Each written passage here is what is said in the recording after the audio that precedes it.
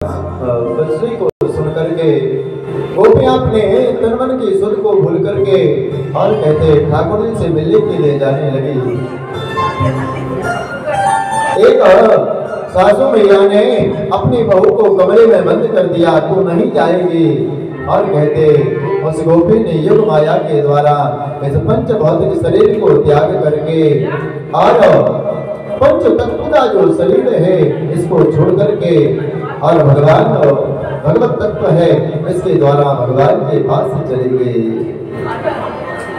राजा परीक्षित ने पूछा कि गोपी इतनी बड़ी सिद्ध ये कौन थी महाराज? सुखदेव जी महाराज कहते राजा परीक्षित से, राजन ये गोपियां और कोई नहीं थी।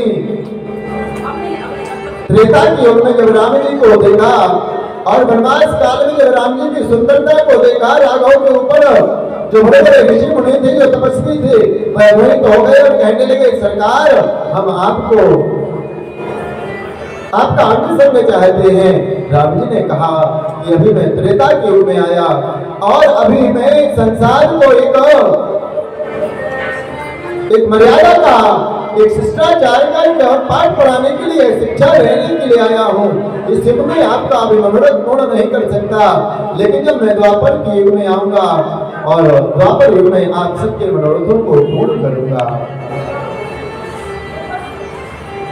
भगवान के पास जैसे गोपियां गई और कहते गोपियों के जाते ही ठाकुर जी कहते, ठाकुर जी ने गोपियों का स्वागत किया। स्वागतम गो महाभागा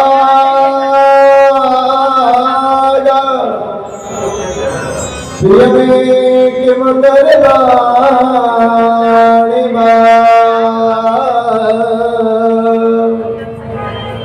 निजस्यानामयम्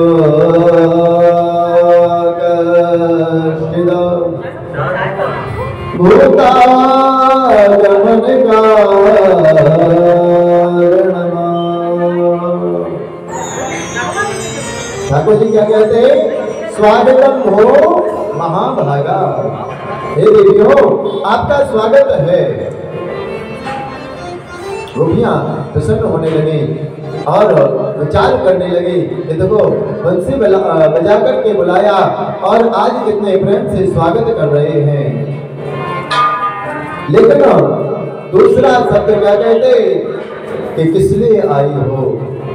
गोपियों ने विचार किया जिस व्यक्ति ने जैसे आपको कोई व्यक्ति बुलाए और बुलाने के बाद जब आप उसके पास जाओ फिर वो कहने लगे भैया किस लिए आए, तो जिसने बुलाया उसको पता होगा कि आपने किस लिए बुलाया है। ठाकुर जी ने पहले तो बुलाया, अब ठाकुर जी क्या कहते देवियों किस लिए आई हो? आज व्यंग करने लगे,